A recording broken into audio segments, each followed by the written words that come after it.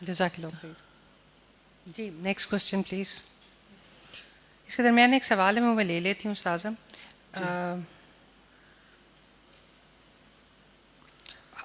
الماس ندیم ہی دوبارہ پوچھتی ہیں کیا دنیا کے خواب دیکھنا غلط ہے؟ یہ سوال کافی آتا ہے اس لیے مجھے ایسا لگتا ہے یہ انٹرٹین ہو جانا چاہیے. مطلب کہ I want to become an entrepreneur, تو کیا یہ سوچنا غلط ہے؟ کیا ہمارا یہ سوچنا غلط ہے کہ ہم کسی کے لیے ایگزامپل بنیں؟ یہ معصومانہ سا سوال ہے، کافی دفعہ آتا ہے انٹرنیٹ پہ، تو آئی تھاٹ کہ اچھا پوچھ ٹھیک لینا ہو چاہیے. گیا. بات یہ ہے کہ ایک چھوٹا سا واقعہ آپ کے سامنے رکھتی ہوں.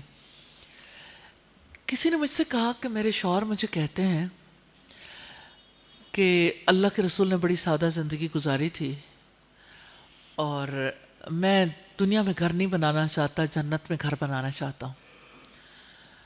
تو خاتون نے کہا کہ میرے ہسبینڈ کمانا نہیں چاہتے اور ان کے اعمال بھی کوئی ایسے نہیں ہے کہ وہ جنت کمانا چاہتے ہوں. یعنی عام جیسے کوئی ہمارے لوگ ہوتے ہیں، نماز وغیرہ پڑھ لی، تھوڑا سا دعا ذکر وغیرہ کر لیا، وہ تو ہے. لیکن ایک ہوتا ہے نا کہ جنت جانے کا جس کو شوق ہے اس کے لیے پھر وہ آگے بڑھ کے بہت ایفرٹ کرتا ہے. تو ایسی کوئی سٹرگل نہیں ہے. کہتے ہیں کہ مجھے یہ محسوس ہوتا ہے کہ یہ نا یعنی کمانے سے بھاگنا چاہتے ہیں، جس کی وجہ سے یہ سادگی کی تلقین کرتے ہیں. تو میں کیا کروں؟ مجھے کیا کرنا چاہیے؟ کہ میرے ہسبینڈ کہتے ہیں یہ جو تمہارا گولڈ ہے تو یہ تو جائز ہی نہیں ہے، اور یہ ہے کہ شوہر کی ذمہ داری نہیں ہے کہ وہ بیوی کا علاج کروائے، یہ تو اس کے گھر والے کروائیں گے. اور کہتی ہیں کہ میں بیمار ہو جاؤں مجھے دوا تک نہیں لکھے دیتے، اور میرے بچوں کا خرچ نہیں اٹھاتے، اور مجھے کسی بھی اعتبار سے ہیلپ کرنے کے لیے تیار نہیں ہے.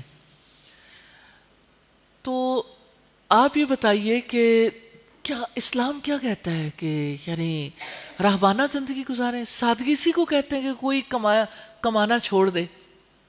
میں نے یہ مثال اس لیے آپ کے سامنے رکھی ہے کہ آج کے دور میں بہت سارے لوگ ایسے ہیں، دور اس قسم کا ہے جہاں مرد کمانا نہیں چاہتا، وہ چاہتا کہ عورت کمائے، اور عورت کی کمائی سے اگر بے شمار غریب طبقے میں ایسے افراد ہیں جہاں پہ مرد نہیں کماتے، صرف عورتیں کماتی ہیں اور مرد جو ہے سارا دن گھر رہتے ہیں. تو آپ سوچیں کہ یہ بیماری بڑھتے بڑھتے کہاں تک جا پہنچی ہے. تو جس سوسائٹی میں مرد ذمہ داری نہیں لینا چاہتا، کبھی وہ سادگی کو سامنے لاتا ہے، کبھی وہ یہ کہتا ہے کہ دنیا کی محبت ہے اس کے پیچھے مت بھاگو، مال کی محبت کے پیچھے مت بھاگو. تو اس کو یہ یاد نہیں آتا کہ اللہ کے رسول بھی تجارت کرتے تھے اور اللہ کے سارے نبی کوئی نہ کوئی کام کرتے تھے. رسول اللہ نے فرمایا الکاسب حبیب اللہ، ہنرمند تو اللہ کا دوست ہے. اور نبی کریم نے فرمایا سچا تاجر اللہ کے عرش کے سائے تلے ہوگا جس دن کوئی سایہ نہیں ہوگا.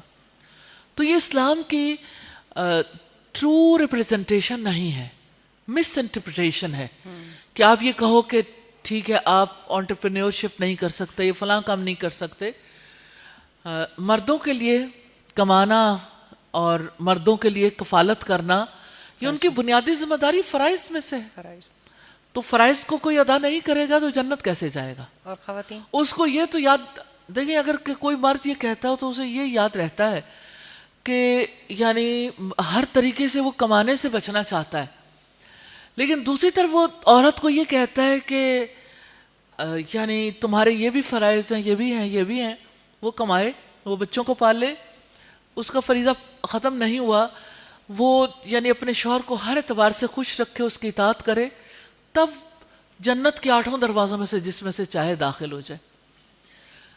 کہ اس نے 5 نمازیں پڑھی اور باقی سارے کام کیے. تو یہ دس از ناٹ اسلام، یہ اسلام نہیں ہے. یہ اسلام کے بارے میں غلط تصور ہے.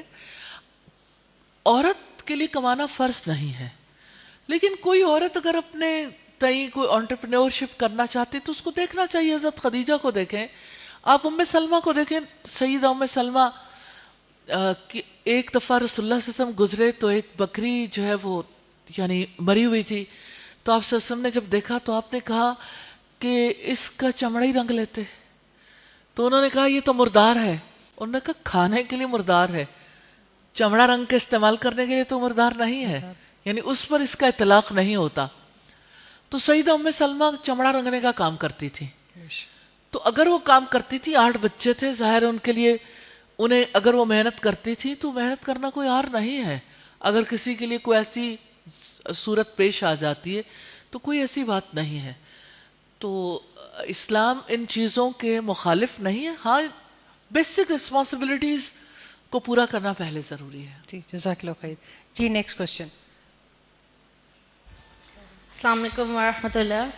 سادہ جی میرا یہ سوال ہے کہ ہم عقیدے کے اعتبار سے ایمان اور توکل میں کیسے ڈفرینشیٹ کریں گے؟ ایک یاد رکھتا ہے. جی سوری.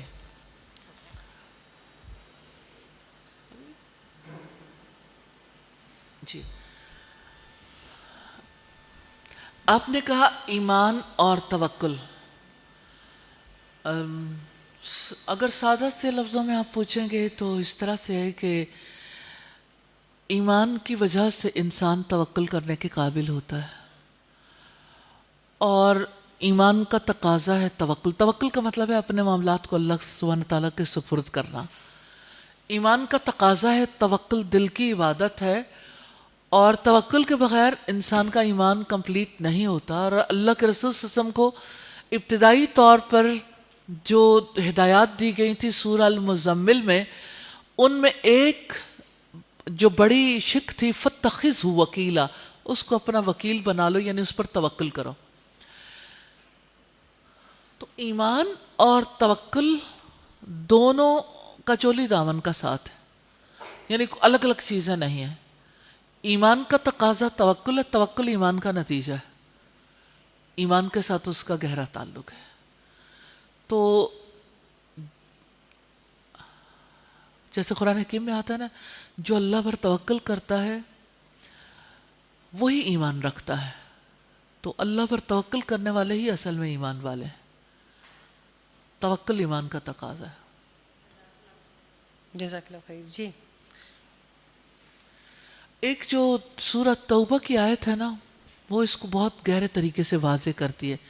حسبی اللہ لا الہ الا ہو علیہ توکلت وہو رب العرش العظیم. کافی ہے میرے لیے اللہ تعالیٰ, اس کے سوا کوئی عبادت کے لائق نہیں, اس پر میں نے توکل کیا, اور وہ عرش عظیم کا رب. اس سے ایمان اور توکل کا جو ریلیشن شپ ہے وہ سامنے آتا ہے. جی میرا یہ سوال, نماز میں اللہ تعالیٰ سے کنیکشن باندھنے کے لیے جی نماز میں ایک کنیکشن جو ہے وہ اللہ تعالیٰ سے بنانے کے لیے ایک مطلب خشوع و خضوع ہمیں ملتا ہے حدیث سے, قرآن سے, لیکن بار بار حدیث کو ریوائز بھی کریں, ان ریفرنسز کو ریوائز بھی کریں, لیکن تب کنٹینیوسلی خشوع و خضوع ہوتا. تو اس کے لیے کیا کیا جائے؟ حضرت جبریل علیہ السلام ایک بار نبی کریم صلی اللہ علیہ وسلم کے پاس آئے انسانی شکل میں. آپ کے پاس آ کے بیٹھے اور آپ سے 4 سوال کیے. ان میں سے ایک سوال اسی کے بارے میں تھا.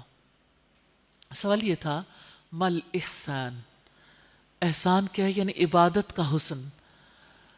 آپ صلی اللہ علیہ وسلم نے فرمایا, ان تعبد اللہ کأنک تراہ, تم اللہ کی عبادت ایسے کرو گویا کہ تم اسے دیکھتے ہو. فَإِن لَمْ تَكُنْ تَرَاهُ فَإِنَّهُ يَرَاكَ, پھر اگر تم اسے نہیں دیکھتے وہ تو تمہیں دیکھتا.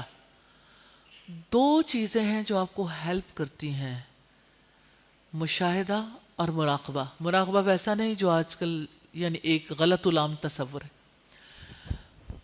یعنی یا تو آپ اس کیفیت میں رہو کہ آپ اللہ تعالیٰ کو دیکھ رہے ہو. ان آنکھوں سے کیسے اللہ تعالیٰ کو دیکھ سکتے ہیں؟ لا تدرکہ الابصار, امیجنیشنز. جیسے آپ نے نظریں کی ہوئی ہیں, آپ کسی کے سامنے ہوتے ہو, آپ کی نظر جھکی, آپ اسے دیکھتے نہیں بھی ہو تو آپ محسوس کر سکتے ہو کہ وہ ہے. وہ تو اپنے عرش پر مستوی ہے, لیکن آپ اپنی امیجنیشنز میں آنکھیں بند کر کے نہیں, کھلی آنکھوں کے ساتھ آپ یہ امیجن کریں. اللہ کے رسول نے فرمایا کہ آپ اللہ کے آگے کھڑے ہو اور اسے گویا کہ اسے دیکھ رہے ہو. فَإِن لَمْ تَكُنْ تَرَاهُ، پھر اگر آپ ایسا نہیں کر سکتے کہ آپ اسے دیکھو، فَإِنَّهُ يَرَاكَ، تو وہ تو آپ کو دیکھتا ہے. پھر اللہ کی نظروں کے شعور سے آپ مجھے یہ بتائیں کہ آپ کی سڑکوں پہ، موٹر ویز پہ لگے ہوئے کیمراز لوگوں کو، ٹریفک کو ریگولیٹ کرتے ہیں؟ کیا ٹریفک جو ہے ریگولیٹ ہوتی ہے؟ یہاں کیمرہ ہے تو لوگوں کی سپیڈ کیسی ہو جاتی ہے؟ ٹھیک ہو جاتی ٹھیک ہو جاتی ہے نا. تو خشوع آ جائے گا انشاءاللہ. ہے. یہ رسول اللہ صلی اللہ علیہ وسلم نے 2 باتیں بتائی ہیں انشاءاللہ. ٹھیک ہو گیا جی. اچھا، ام ہادی ہیں کوئی خاتون، وہ یہ پوچھتی ہیں دنیا میں اپنے اور اپنے بچوں کے لائف سٹائل کو بہتر کرنے کے لیے ہم ہائر ایجوکیشن حاصل کریں، کیا اس سے ہمیں اجر ملے گا؟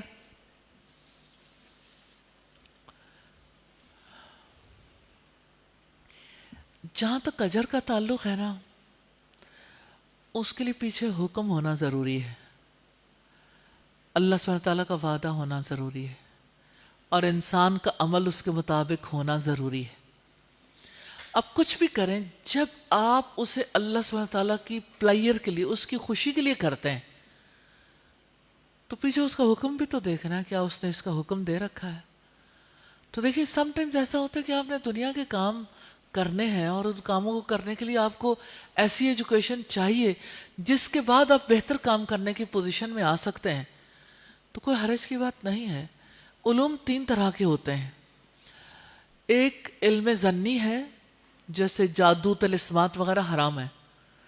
ایک امکانی علوم ہے، جیسے ہماری نیچرل سائنسز، سوشل سائنسز اور دیگر تمام علوم ہیں. اور تیسرے یقینی علوم ہے. یقینی علوم کا حاصل کرنا فرض ہے، کم از کم اتنا جس کی وجہ سے ہم اسلام کے مطابق زندگی گزارنے کے قابل ہوں، جیسے قرآن مجید کا علم ہے یا حدیث کا علم ہے. بیسک اس کا نالج حاصل کرنا ہم پر فرض ہے. یہ یقینی علم ہے. ظنی علم حرام ہو گیا. امکانی علوم کے بارے میں وہی خاموش ہے. اگر اس علم کو حاصل کرنا دنیا میں، یعنی آپ کی جاب، آپ کے بزنس، آپ کے کام کے لیے ضروری ہے، تو اس کے حاصل کرنے میں کوئی حرج نہیں ہے. لیکن اسلام کا موقف یہ ہے، مثال کے طور پر میڈیکل ایجوکیشن ہے، اب وہ مرد بھی حاصل کریں گے، عورتیں بھی حاصل کریں گی، لیکن اگر اسلامک سٹیٹ ہے، اسلامک سٹیٹ کے لیے جتنی فیمیل ڈاکٹرز کی ضرورت ہے اتنی فیمیل ڈاکٹرز نہیں ہیں، تو اسلامک سٹیٹ جبراً لوگوں کو میڈیکل ایجوکیشن دلوائے گی اور پھر لوگوں کو حاصل کرنی پڑے گی. یعنی جو اس میں سے کرائٹیریا مقرر کر دیا جائے گا کہ اتنے % لوگ جو ہے نا مسٹ وہ میڈیکل ایجوکیشن حاصل کریں گے. لیکن یہ اس صورت میں ہے کہ جب اسٹیٹ کو نیڈ ہو. یعنی ایک چیز ہے پرسنل ڈیسیژن اور ایک ہے اسٹیٹ کے لیے ڈیسیژن. تو جہاں تک پرسنل لیول پر اس کو ہم دیکھتے ہیں، تو پرسنل لیول پر اسلام اس کے لیے باؤنڈ تو نہیں کرتا کہ ہم لازمی طور پر حاصل کریں، لیکن روکتا بھی نہیں ہے. لیکن اگر کسی علم کی وجہ سے، اس کے طریقہ کار کی وجہ سے، اس علم کی وجہ سے کوئی یعنی نفع ہوتا ہو، تو اس کو حاصل کرنے میں کوئی حرج نہیں ہے. طریقہ کار درست ہونا ضروری ہے. اور اگر علم کی وجہ سے کوئی یعنی کہ نہ دنیا کا فائدہ نہ دین کا فائدہ، تو من حسن اسلام المرء ترکہ ما لا یعنی. رسول اللہ نے فرمایا آدمی کے اسلام کا حسن یہ ہے کہ اس چیز کو چھوڑ دے جو اس کے لیے لا یعنی ہے، جس کا کوئی نفع نہیں ہے. سم ٹائمز ایسا ہوتا ہے نا، لوگ کہتے ہیں اچھا پہلے میٹرک کر لو، ایف اے کر لو، بی اے کر لو. کوئی فائدہ نہیں ہے ایسے میٹرک، ایف اے، بی اے کا جو کوئی نتیجہ خیز ہی نہ ہو. بس ایسے ہی ساری دنیا جا رہی ہے تو آپ بھی جا رہے ہو. پھر اگر کچھ کرنا ہے تو طریقے سے کر لو، اور اگر نہیں کرنا، یعنی اگر کچھ بھی اس کا نتیجہ نکلنے والا نہیں، تو بے فائدہ وقت ضائع کرنے کا فائدہ نہیں. پھر یقینی علوم پر اپنا وقت لگا لینا چاہیے. لیکن اگر اس علم کا نفع مل رہا ہے، چاہے وہ دنیا کا نفع ہے، لیکن وہ اگر علم حاصل کر کے حلال روزی کمانا چاہتا ہے، حلال روزی کے لیے وہ سب کچھ کر رہا ہے، تو حلال روزی ظاہر ہے کہ اس کے لیے اسباب اختیار کرنا بھی فرض ہو جاتا ہے سم ٹائمز. البتہ اس کے لیے پھر جو حدود کا خیال رکھنا ہے وہ اپنی جگہ پہ ضروری ہے. جزاک اللہ خیر. استاد ایک سوال ہے کہ ہم اس بات کو کیسے پہچان سکتے ہیں کہ ہم اللہ تعالیٰ کا قرب پانے کے لیے عبادت کر رہے ہیں یا اپنا ریلیجن امیج بنانے کے لیے؟ بڑا اچھا سوال ہے بھائی. دیکھیں سوال بذات خود ظاہر کرتا ہے کہ جب آپ امیج بلڈ کرنا چاہتے ہیں نا دیٹ از ریاکاری. اللہ کے رسول صلی اللہ علیہ وسلم نے فرمایا من صلی یرائی فقد اشرکا، جس نے دکھاوے کی نماز پڑھی امیج بلڈ کرنے کے لیے اس نے شرک کیا. ومن صام یرائی فقد اشرکا، جس نے دکھاوے کا روزہ رکھا اس نے شرک کیا. ومن تصدق یرائی فقد اشرکا، جس نے دکھاوے کا صدقہ کیا اس نے شرک کیا. تو عبادت اللہ سبحانہ تعالیٰ کے قرب کے لیے ہے، اللہ سبحانہ تعالیٰ کی یاد کے لیے، اس سے کنیکشن جوڑنے کے لیے. عبادت کا مقصد دوسرے لوگوں کی نظروں میں ریلیجس بننا ہو تو یہ یعنی عبادت جو ہے نیکی برباد گناہ لازم ہے. جی جزاک اللہ. استاد ایک اور سوال ہے کہ اگر ایمان واقعی ہمارے دل میں ہو تو جب چیزیں ہماری مرضی کے خلاف ہوتی ہیں تو ہم اتنا ٹوٹ کیوں جاتے ہیں؟ جی پی ایس پہ ایمان ہے، اللہ سبحانہ تعالیٰ پر یقین نہیں ہے. تو آپ جو ہے وہ جیسے ہم پہلے بھی دیکھ رہے تھے کہ آپ کی جو گوگل پن ہے نا، پن لوکیشن اگر وہ ری راؤٹ کر دیتی ہے نا تو آپ یہ یقین رکھتے ہیں کہ شارٹ وے ہوگا، رش اوائڈ کیا ہوگا. لیکن اللہ سبحانہ تعالیٰ اگر ایک ٹریک پہ چلتے چلتے جو آپ کو ری راؤٹ کرتے ہیں، آپ کی سچویشن کچھ بدلتی ہے، تو یعنی لوگوں کا اپنے آپ سے اگر یہ سوال ہے وائی می، تو یہ نشاندہی ہے کہ اللہ سبحانہ تعالیٰ کی ذات سے وہ تعلق نہیں ہے. ایک مومن کو تو اس بات کی سمجھ آتی ہے کہ اللہ سبحانہ تعالیٰ نے جو فیصلہ کیا میرے حق میں، ما زنفی حکمک، میرے بارے میں اس کا فیصلہ حق کے ساتھ جاری ہے کہ اس نے میرے لیے خیر کا فیصلہ کیا، یقیناً اس میں میرے لیے بہتری بھلائی ہوگی. اصل بات یہ انسان یہ چاہتا ہے کہ اس دنیا میں اللہ سبحانہ تعالیٰ کے فیصلوں پر اس طرح راضی رہوں کہ اللہ تعالیٰ میری مرضی کے مطابق مجھے چلاتا جائے، یعنی کرنا اپنی مرضی چاہتا ہے. اب آپ سوچیں مثال کے طور پر ایک بچی ہے جس نے اس کی شادی ہوئی. اب شادی کی بات یہ ہے کہ اس نے محسوس کیا کہ یہ فیصلہ غلط ہو گیا اور یہاں پر میرے لیے کوئی گنجائش نہیں ہے کہ میں ایمان پر قائم رہ سکوں، حالات و واقعات بھی بالکل فرق ہیں.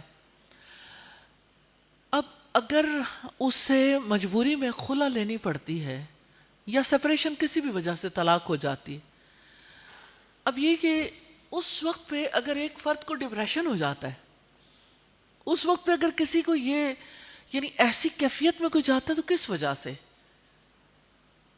وائی می، میرے ساتھ ایسا کیوں ہوا، میں نے تو ہر چیز اخلاص کے ساتھ کی تھی، میرے بارے میں ایسا ڈیسیژن کیوں ہوا. اللہ بہتر جانتا ہے، اللہ سے بڑھ کر کسی کو علم نہیں ہے. ہو سکتا ہے اللہ سبحانہ تعالیٰ نے اس راستے سے ہٹا کے یہی راستہ ہو. دیکھیں کچھ راستے ایسے ہوتے ہیں جس میں شارٹ کٹ ہوتا ہے، کچھ راستے ایسے ہوتے ہیں جو زیادہ سیف ہوتے ہیں کہ آپ نے اللہ سبحانہ تعالیٰ نے اس راستے سے ہٹا کے سیف وے پہ آپ کو لے گیا.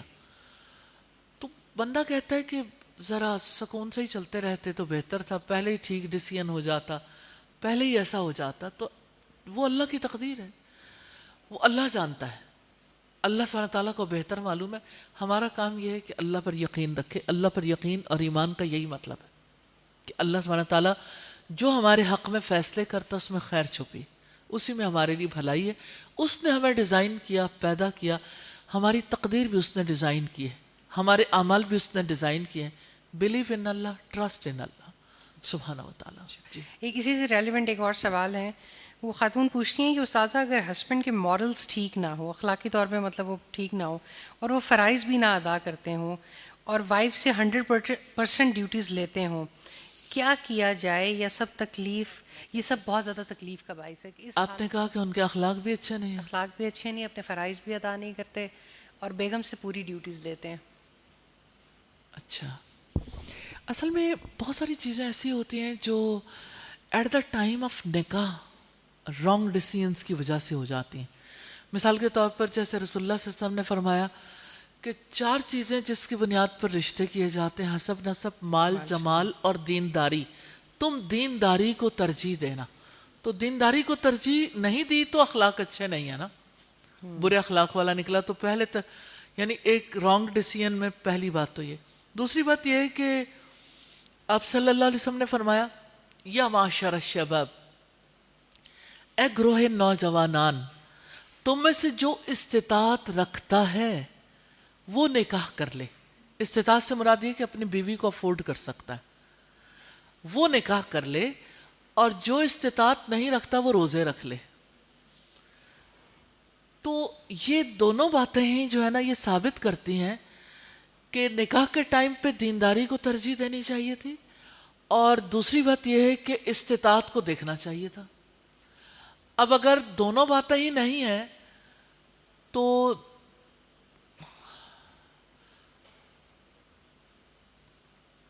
یعنی سہنے کا اور صبر کرنے کا جواز کیا ہے؟ یعنی کیا دلیل ہے؟ کافی سوسائٹی کو یہ بات سمجھ نہیں آتی استاذہ. وہ کہتے ہیں کہ عورت کو صبر ہی کرنا چاہیے تھا. پھر بھی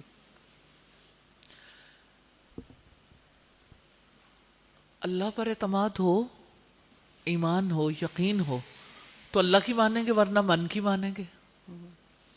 اور وہ جو ایک پریشر ہوتا ہے. کل بھی ایک بچی میرے پاس آئی ہوئی تھی اور ان کا بھی یہی تھا کہ جب اس طرح کے حالات پیدا ہو جاتے ہیں اور اس کے بعد جو ایک سوسائٹل پریشر آتا ہے وہ کوپ کرنا، جس کی وجہ سے بہت سارے لوگ، یہ انکریجنگ تو نہیں ہے لیکن بہت سارے لوگ اسی حالت میں صرف اس وجہ سے اکٹھے رہتے ہیں کہ ٹھیک ہے اب معاشرہ کیا کہے گا. گنجائش ہے اگر کوئی یعنی اپنی زندگی کو دنیا میں ہی، یعنی آخرت میں اللہ سبحانہ تعالیٰ سب کو جہنم کی آگ سے بچائے، لیکن اگر کوئی دنیا میں ہی اسی صورتحال میں رہنا چاہتا ہے اور اللہ سے اجر پانے کی توقع رکھتا ہے تو اس کو یہ بھی دیکھ لینا چاہیے اس سے اجر کتنا ملے گا اور بگاڑ کتنا پیدا ہوگا. سم ٹائمز بچے بگڑ جاتے ہیں، سم ٹائمز ایسا ہوتا ہے، جی سم ٹائمز ایسا ہوتا ہے کہ اس کی وجہ سے یعنی ایسے افراد صرف اخلاق ہی خراب نہیں ہوتا، نارملی نماز بھی ادا نہیں کرتے. نارملی اگر آپ دیکھیں دینی دوسرے فرائض بھی ادا نہیں کرتے. تو ہماری سوسائٹی میں کتنے لوگ بیلیو رکھتے ہیں کہ اگر کوئی کسی ایک مومنہ کا نکاح جو ہے وہ بے نمازی سے نہیں ہونا چاہیے. ایٹ دا ٹائم آف نکاح جو ہے وہ کب لوگ دیکھتے ہیں کہ ضرور کوئی واقعتاً کوئی نماز کا پابند ہو. کسی نے کہہ دیا ہاں نماز پڑھ لیتا ہے تو بس یقین کر لے اڑی پھڑی بات پہ، یعنی مطلب جس کی کوئی یعنی کوئی یقینی بات نہیں ہوتی، اور بس کسی گھر والے نے کہہ دیا ہاں پڑھ لیتے ہیں نماز تو سمجھ لیا کہ نماز پڑھتے ہوں گے. لیکن یہ ہے کہ اس بات کی نارملی تحقیق کی جاتی ہے کہ لوگ کماتا ہو اور فائنینشلی اسٹرانگ ہو، لیکن یہ بڑی حیرت انگیز بات ہے کہ نہ اخلاق اچھا ہے نہ کماتا ہے. تو ڈیسیژن کس بنیاد پر کیا تھا؟ اس وقت بے زبان گائے کیوں بن گئے تھے؟ اب 3 بچے بھی ہیں. ہاں اب 3 بچے بھی ہیں.